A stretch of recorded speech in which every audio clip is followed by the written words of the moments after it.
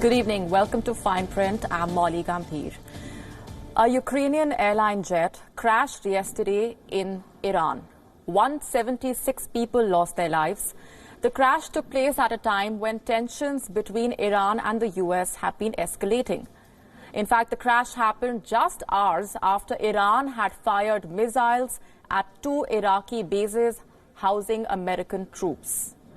There is no clarity over what led to the crash, and the timing of the incident has made the case murkier.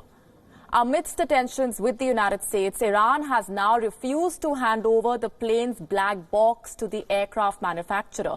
The plane is a Boeing product, and Boeing is an American company. And now an initial report by Iranian investigators claims that the aircraft was on fire before it crashed. Ukrainian authorities, on the other hand, do not rule out the possibility of a missile attack. The Ukrainian investigative agencies are also looking at terrorism and engine failure as possible causes of the crash. اخبار نگاه می‌کردم که پایگاه آمریکا رو داره با موشک میزنن ایران. بعد 5 دقیقه 10 دقیقه رد شد دیدم که انفجار، یه طوفان، یه بادی آتش منفجر شد، همچین لرزید که منطقه کلا آتش بود. بعد فکر کردم که حتما موشک زدن. سریع رفتم زیر زمین پناه بردم. بعد از این ساعت 7 نیم آمدم بیرون، رفتم بیرون نگاه میکنم که بچه‌ها میگن چی به اینجا هواپیما خود کرده از این مسیر. دیدم که اینجا همه گوشت آدم بود، اینجا گوشت آدم بود. The Ukrainian President Volodymyr Zelensky has said that his government is now considering several possible causes for the plane crash. Zelensky also declared the 9th of January as a day of national mourning. Безперечно, пріоритетом для України є встановлення причин авіакатастрофи. Ми обов'язково дізнаємось правду. Для цього буде проведено детальне і незалежне розслідування відповідно до норм міжнародного права. Розслідування авіакатастрофи здійснить комісія, створена Організацією цивільної авіації Ісламської Республіки Іран. Сьогодні я проведу телефонну розмову з президентом Ірану щодо посилення співпраці з українською стороною задля встановлення істини. Закликаю і міжнародну спільноту, зокрема Канаду, долучитись до розслідування обставин авіакатастрофи українського Боїнгу 737. Meanwhile, according to sources, the initial assessment of Western intelligence agencies has said that the plane suffered a technical malfunction. Ukraine, for its part, says that the Boeing 737-800 jet involved in the crash was one of the best planes in its fleet. Airline officials confirmed that just 2 days before the crash, the aircraft had been inspected, but that no red flags were raised. As of now, the Ukraine International Airlines has decided to suspend all operations to Tehran indefinitely. The airline is saying that given the level of the crew's experience, it is unlikely that the crash was the result of error.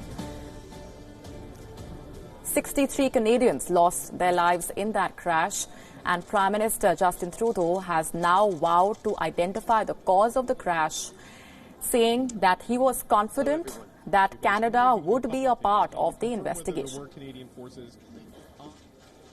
I am confident that we are going to be able to be part of the investigation. That is certainly something that we take very seriously, and it is something in which Canada is one of a handful of countries with a high degree of expertise when it comes to these sorts of accidents, and therefore we have much to contribute, and I am confident that in our engagement, both through our allies and directly, we are going to make sure that we are a substantive contributor to this investigation.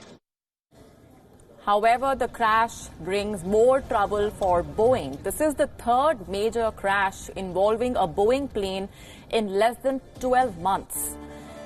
The 737 MAX crashes in Indonesia and Ethiopia had killed almost 346 people. Though the 737-800 jet is a different model from the 737 MAX, which was involved in the earlier two crashes, they essentially belong to the same family.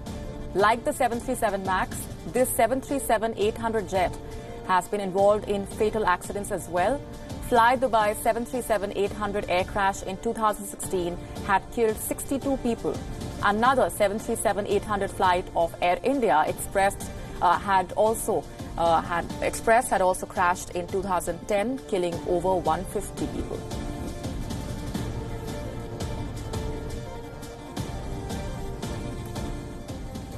And joining us on the broadcast this minute is the editor-in-chief of airlineratings.com, Jeffrey Thomas. Thanks very much, Jeffrey, for speaking with us. Iran's refusal to hand over the black box has triggered a lot of speculation. Does that decision fully comply with global aviation norms? And if yes, what powers do the US, Ukraine, Canada have to be a part of that investigation? It's a very good question, and Iran has been a little bit misleading or confusing with the statements it's made. First and foremost, under international law, that's the International Civil Aviation Organization law, the crash is handled by the country where the aeroplane has crashed.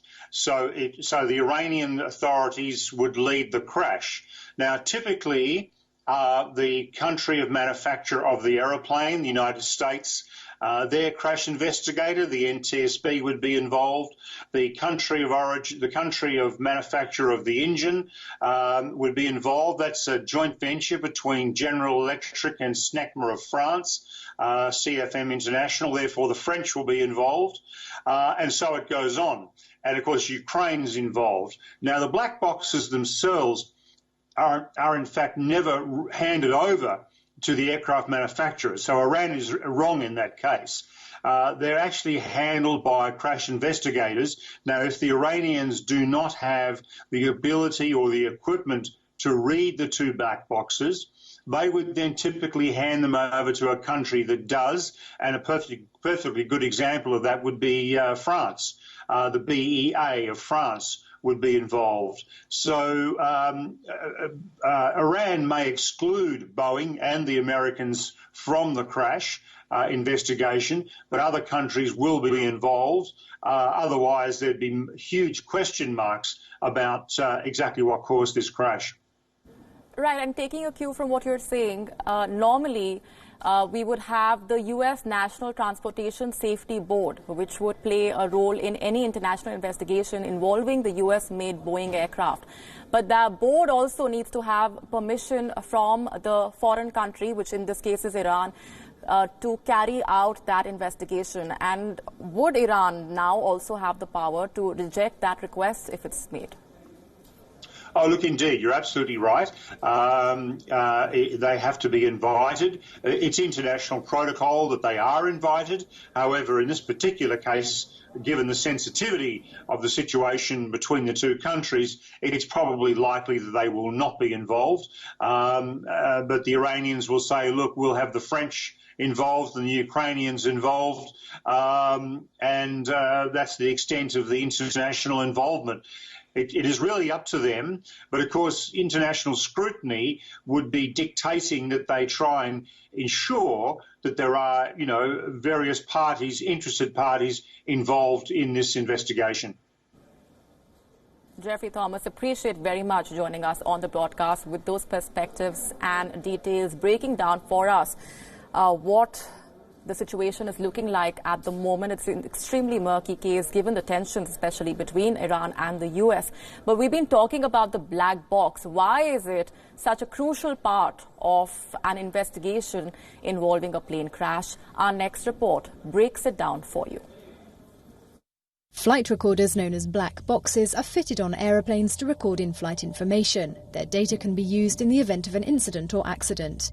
Commercial aircraft have two types of black box recorders, generally located at the back of the aircraft. The CVR, cockpit voice recorder, which captures pilot conversations, sounds and announcements from the cockpit, and the FDR, flight data recorder, which lists hundreds of technical flight details such as plane altitude, speed, temperature and flight path. The total length of CVR recording is 2 hours. For the FDR, it's 25 hours. Designed to protect data even during an accident, black boxes resist extreme temperatures in cases of fire and submersion in thousands of meters of water. A beacon attached to the recorder is aimed at facilitating searches at sea. The device transmits a signal broadcast as an underwater impulsion each second for at least 30 days.